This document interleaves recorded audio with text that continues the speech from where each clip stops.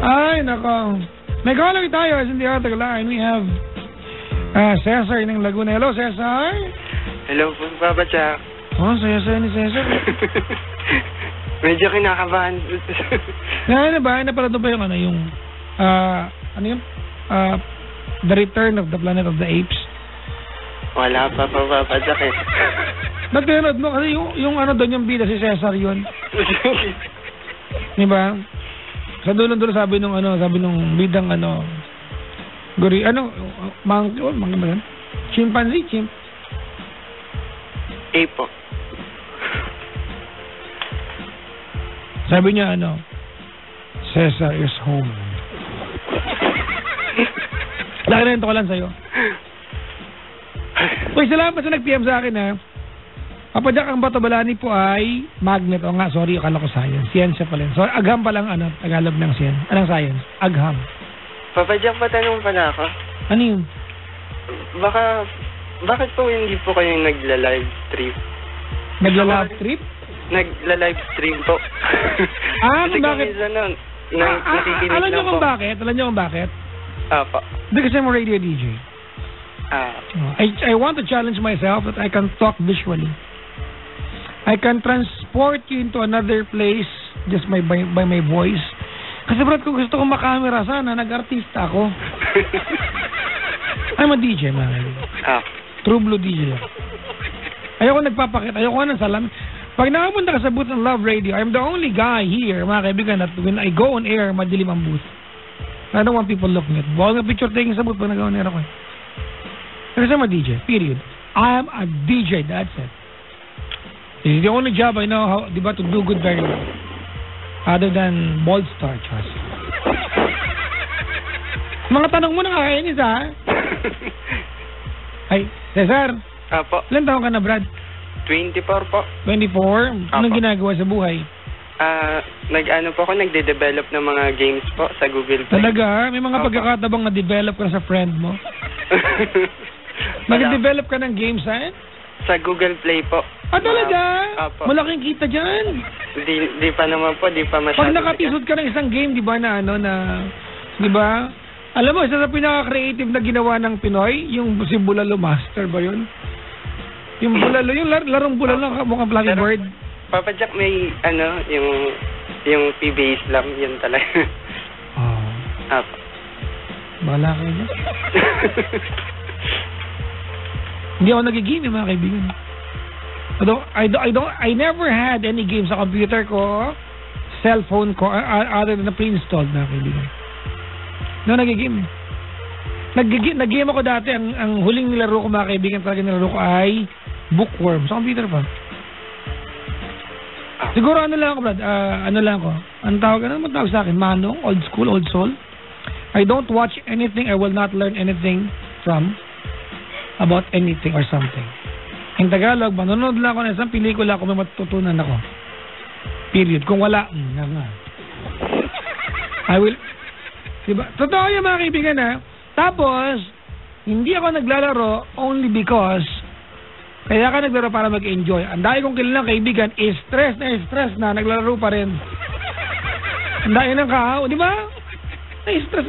Kaya ka naglaro para mag-enjoy, tapos na-stress ka, naglaro ka pa rin. Do not allow games, mga kaibigan, to steal away your life from you and the real world around you. Teka nga, bakit pa ang dami na pinag-uusapan dito? Nag-iba na yung topic.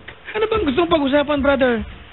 Opo, pero i-confirm ko lang, Papa Jack. Ano ba yun? Diba true love conversation naman po? Diba any form of love naman siguro po pwede kong i-share po? Oo, kahit supernatural, okay ako dyan. Hindi naman, Papa Jack. Kasi gusto ko lang maiba. Pero siguro ewan ko kung ano tayo sa pinaka main topic. Pero not more on girl and a boy yung... Ilocano ka ba? Hindi po. Ano po, sa Visaya po ako. Okay. Probinsyano po. Anong problema ngayon? Pwede po ba, Papa Jack, yung more on the family? Okay lang, no problem. Okay lang po. Kasi medyo naguguluhan ako sa masyadong, kasi ano ko lang, ang tatay ko medyo madaming asawa. And then, Pag medyo madami, ilan yan? 4 po. Oh.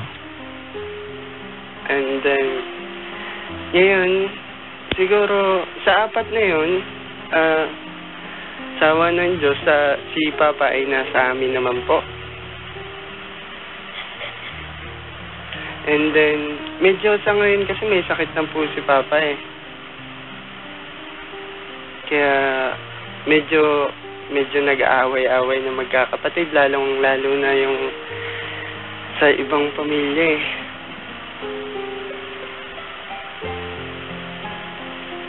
Anong pinag-aawa niya? Ewan ko po dahil, kasi kami Okay, po... stop. Opo. Huwag mong sabihin sa akin ewan mo kasi sino makakaalam? Nanay ko? Teka, tawagan ko. Ulitin ko yung tanong, ha? Opo. Okay. Ano pinag-aawayan? Siguro po dahil sa... Kasi pangatlo lang Stop. po kami. Huwag mo akong bigyan ng siguro. Tell me exactly. Kasi pala tumawag ka rito, di ba? Opo. And you have to help me understand you. Kasi kung hindi, wala akong matutulong sa'yo. Opo. Look, ganito, no? Opo. I can feel that, di ba, medyo may apprehension ka. Apprehensive ka magkwento ng buo. Right? Opo. Sige. I don't know if this is for your encouragement, but let me tell you a portion of what I went through. Opo. My father was a policeman. 3 families ng tatay ko. I belong to the 3rd family. Ako yung bunsong panganay. Alam mo kung paano nangyari yun? 3 panganay, ako yung pangatlong panganay. Bunso ako pero panganay. Sa 3 bunso. Ganun kasi. We are 16 in the family. 16 kami. Hindi ko alam kung pang ilan ako sa ranking. Pero ngayon, nagkakasundo kami lahat. Hindi kami nag-umpisa magkakasundo. Nag-umpisa kaming hindi okay. Alam naman, bati kami kagad. Siyempre, di ba? Merong rift talaga yan eh. Di ba? Kasi family against another family. Pero, believe it or not, there will always be common ground. Always. Alright? I'm not saying, mga kaibigan, sa lahat ng mga lalaki na nakikinig sa atin na magpamilya kayong 3 kasi para kayong gago pag ginawa niyo yan. My point is, may common ground. Para hindi ka mahiya sa akin. Naintindihan kita. Alright? Actually, as a matter of fact, I think I'm traveling to Australia by September or August. Yung kuya ko sa unang family pupuntahan ko. Mati-mati kami. Tsaka yung kangaroo doon. Kausapin ko yung mga aborigines. Again, tuloy mo na yung kwento mo. Opo, dahil siguro po, dahil pangatlo po kami, and then sa amin napunta po si Papa, siyempre, naisip ko rin yung unang pamilya. Pero nung magaling pa si Papa na may ano pa siya, may authority pa siya, na nakakatayo pa siya, kasi ngayon paralyzed na po siya. May authority pa siya na pagalitan at maging dominant kung anong gusto niya gawin sa mga anak niya. Ngayon sa wala na, parang lahat galit. Ang ewan ko kung, hindi pala ewan. Kasi nangyayari parang sobrang napakasama namin. Naawa na rin ako sa nanay ko kasi kung sino man nakakaalam kung paano mag-alaga na may sakit, lalo na mga paralyzed na matanda na parang hindi mo maintindihan ang ugali. Ang ano ko lang po, parang matatapos din ang buhay ng nanay ko, malapit na rin kasi madali lang araw eh. Kasi parang ang gulo talaga ng walang nakakaalam kung magkakapatid pa ba tong 12 anak na to. Pero teka lang ha, bigla ko naguluhan. Okay? Tell me exactly what's the concern. Kasi, pinikwento mo, sakit natin mo, inano may sakit, pero ang tanong mo, hindi ko alam magkakabati pa yung mga anak ng 12. Layo yata, no, Brad? Anong tayo sa talagang problema mo? Opo, kasi, moral love sa parents po. Okay. Opo. Kasi po ako papas boy ako eh. And then, siguro naisip ko na rin na, so, aminin ko, may sa akin na gusto ko matapos yung gulo. Pero may aminin ako na palagi na pag-uusapan namin magkakapatid na siguro si Papa hindi lang nag-give up dahil di niya nakikita na mag-ayos yung magkakapatid. Parang ganun. Okay. So, okay, wait lang ha. Opo. I-interpret ko lang. Are you telling me, Brad, na... Kasi, sorry mga kaibigan ha, kung pilosopo ang dating, patawarin niyo po ako. Siguro si Papa hindi nag-give up kasi hindi pa nagkakasundo yung magkakapatid. Tama? Opo. So, if we're going to, mga kaibigan, put that into context, you are telling me na kapag nagbati-bati kayo, makamatay tatay mo. Tama ba ako? Pagkakaintindi ko? Yan naman ang... O, di ba kayo magbati-bati? Para para makabuhay niya. Hindi naman sa ganun pa. Hindi kasi, Brad, I'm sorry, pinapatawa kita. Listen up. What are you trying to achieve tonight, calling my show? Kasi palagi kita napapakinggan. Siguro, alam ko sa love life magaling ka sa ano, pero... Parang nilait mo ako dito. Hindi po. Gusto ko rin marinig. Pag-family, sabit ako gano'n. Wala akong naririnig pa. Hindi naman ako makapunta ng simbahan para kasi nahihiya rin ako pag-usap sa... Lahat, kinakausap ko na rin si Mama, sabi lang talagang mag-ano lang po. Ano talaga ang problema? Hindi ko pa naintindihan. Apo. Ganito po kasi, alam mo, Papa Jack, yung problema na yung hindi mo bawat araw maiisip mo. Ano ang problema? You're not telling me, alright? You're not telling me. Opo. Ang problema kasi dito, Papa Jack, is masakit sa ulo. Ang laki ng pamilya namin, magkakaaway-away kami. Okay, that's the problem. Opo. Alright. What do you want to happen? Siyempre, matapos din tong gulo na parang walang kaaway ba? Kasi pag malaming kaaway, lalo na kung pamilya mo, maliit ang mundo. Okay, one at a time. Okay? Opo. Anong gusto mong mangyari? Siguro, kahit na... magkabati-bati po lahat. Stop. Napakasimple, di ba? Ang problema, 12 kayo from 3 different mothers. Tama? Opo. What you want to happen is magbati-bati kayong 12. Tama, mali? Opo. Alright. May ginawa ka na ba? Parang bati-bati kayo.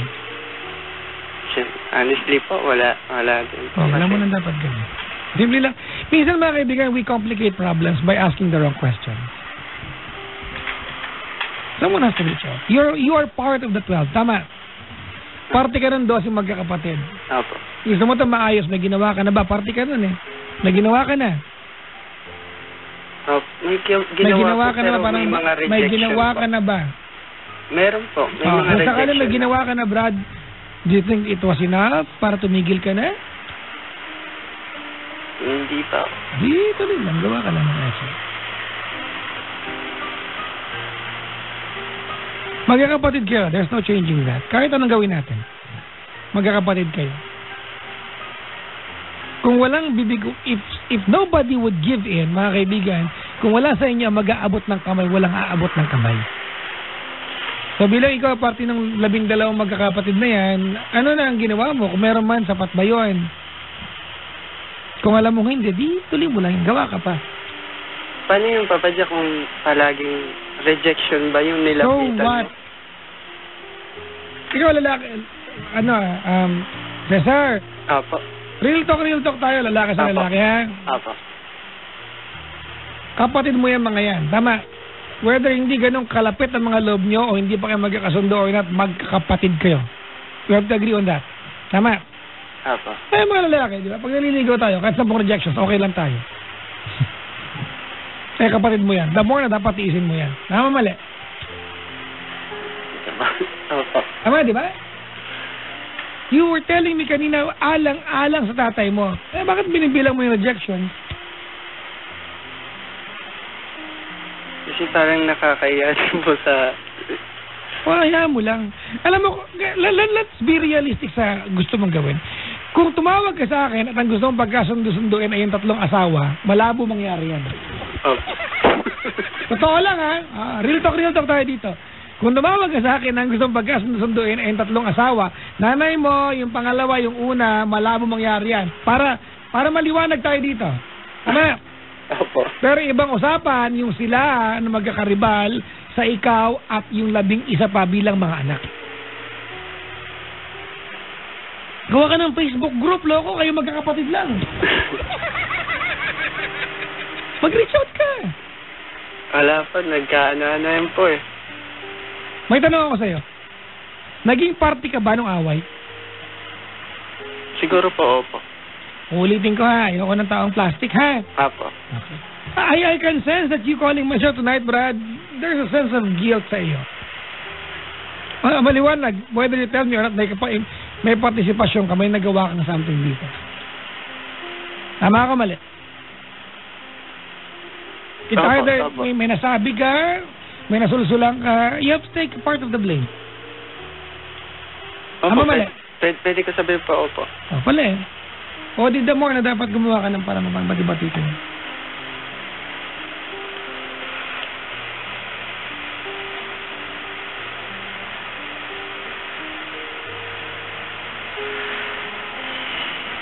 Bati-bati na kayo, bro. Ikaw na gumawa ka na ng para. Magkakapatid kayo. Pwede ba kitang kwento? Kasi mga kaibigan, sometimes giving advice, I always orient myself. Nakikinig ka ba sa akin? Yes, sir? Apo. Diba, to be objective when it comes to giving advice. But honestly, mahirap gawin yan. Ang pagbibigay ng advice, mga kaibigan, laging subjective yan. Hindi ka magiging objective. Kasi emosyon yan eh. Ang emosyon laging subjective yan. Lalo pa pamilya. Diba? Nakakaya kasi mga kaibigan na magpayo when it comes to family kasi ang family kanya-kanyang structure yan eh. Hindi universal lang unlike love sa significant other. So let me tell you a portion of my life na sana makarelate ka. Alright? Opo. I think November 3, few years ago, before my father died, na-hospital siya, dumating kami lahat. Nagulat yung asawa ng tatay ko. Ang tawag original, di ba? Si nanay. Nanay ang tawag ko kasi nakakapagmano sa kanya hanggang ngayon. Si nanay. Nino, nakikinig ka, malikayang pakikinig po. Dumating ang mga kapatid, nagulat siya, ay may anak pala tong asawa ko sa iba. Pisti. Ako lang kasi kilala niya. Ang hindi niya alam, 6 kami sa nanay ko. Maliban doon, mayroon pang pangalawa. 3. We never, di ba? Ay, andun yun eh. We never expected na yung 3 babae sa buhay ng tatay ko would hug, hold each other, di ba? And make beso-beso, di ba? Sa bawat isa. Hindi mangyayari yan. Pero iba yung kayong magkakapatid. My father's last wishes was, a part of his last wishes before siya tuloy ang makomatose was makita niya ang lahat ng kayong magkakapatid na magkakasundo. It did not happen. Why? Kasi nasa abroad yung iba. But everyone available were there. Muntik kayong palabasin sa Metropolitan Hospital kasi ang ingay namin may party sa labi ng hospital. May reunion habang naka-confine tatay ko. Comatose siya noon. Nagpa-party kami kasi birthday niya November 8. Doon din siya nawala. I think a day after. I'm telling you this, Brad, because there is no right advice to give you. Magmamagaling ako pag ginawa ko yan. Pamilya niyo yan eh. You know better than me. Ano naman sabihin ko sa iyo, Chong, it might not matter or it might matter to you. It may be significant or insignificant. But what I'm telling you is for you to be encouraged, it can happen. Magkakapatid kayo. It all goes down dun sa bottom line na magkakapatid kayo. Hindi ko alam if it's supernatural, symbolic, mga kaibigan, or highly spiritual. Nung nagkasama-sama lahat ng available, mga kaibigan, kayo magkakapatid sa ospital, bumili kami ng sambilahong pansit, wala pa akong kita, nung nag-balloons kami sa ospital, may balloons, mga kaibigan, my father passed away. Right there and then, nung nabuo kami, within 24 hours, he was gone. Wala na siya. But we were at peace. Bakit? Naibigay namin yung huling wish niya. Magsama-sama kami. I'm encouraging you because I know it can happen to you. Nakakapunta ako sa Tondo, dun yung asawa talaga ng tatay ko. Lagi ako nandun sa Perla Street, kung alam yan. Okay, sa may Coral. Mga taga-Tondo ko alam yun. Lagi ako nandyan. Wala yan. Winelcome ako. Wala, andun na eh. Mga kapatid naman kami. Pero hindi yan na gusto ko share sa'yo. Yes, sir. I want you to know na hindi kami nag-umpisa magkakasundo. Hindi kayo magkakaaway, but we did not necessarily like each other. But at the end of the day, we didn't care. Kapatid kami. And the same thing can happen to you. Look, kanina, I can feel the magnitude you telling me na yung tatay mo, konting panahon na lang, he will go. Diba? Ang tawag namin dyan, graduate na siya. Next level na. Huwag nyo nang gawing huli ang lahat bago kayo magkasundo. Huwag kayong magyakap-yakap, magkakapatid. Kapag ang nasa harap nyo ay nakahigang walang galaw. Ngayon na, habang nandyan pa.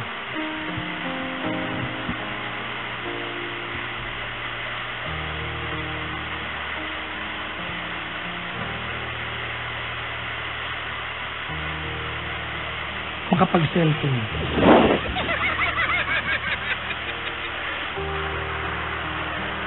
Pero Papa Jack. Hello po. Pero naiintindihan mo naman, di ba ako, Papa Jack? Alam mo yung kahit naggumawa ka, kung ayaw talaga ng iba. Don't stop. Don't stop. You are not going to expect me to tell you, stop. Don't stop, Brad. Magkakapatid kayo. The moment that you stop, it's over.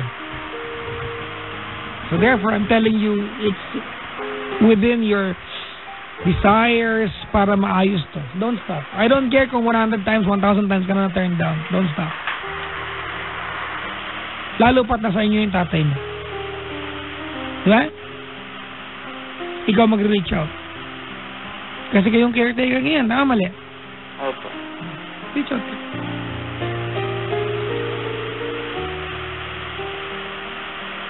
Uy, sa mga kapatid ko, ha? Kuya ko sa... My real name, mga kaibigan, is John. I am the second. Yung the first, yung panganay ng tatay ko. John the first. Magkasing pangalan kami. Paras pala tayo, Papa Jack the second, eh. Meron ka rin kapatid na Cesar? Opo. Tatay mo nagtipid ng pangalan.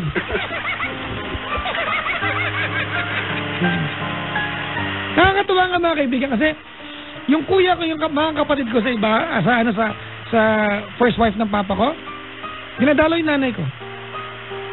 Oh, wala. Barkada talaga kami. We go out, we drink, we play, diba?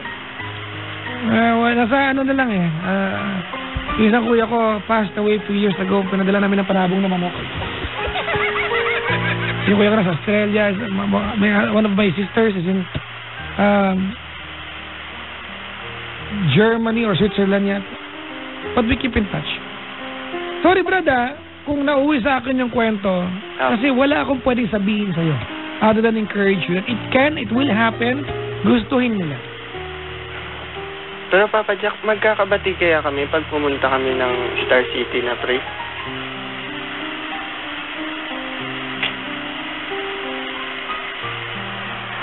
You did this very wrong.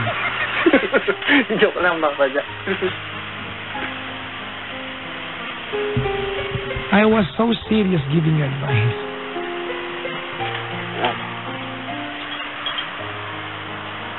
Even told you a portion of my life and you do that? Stupid. Sorry.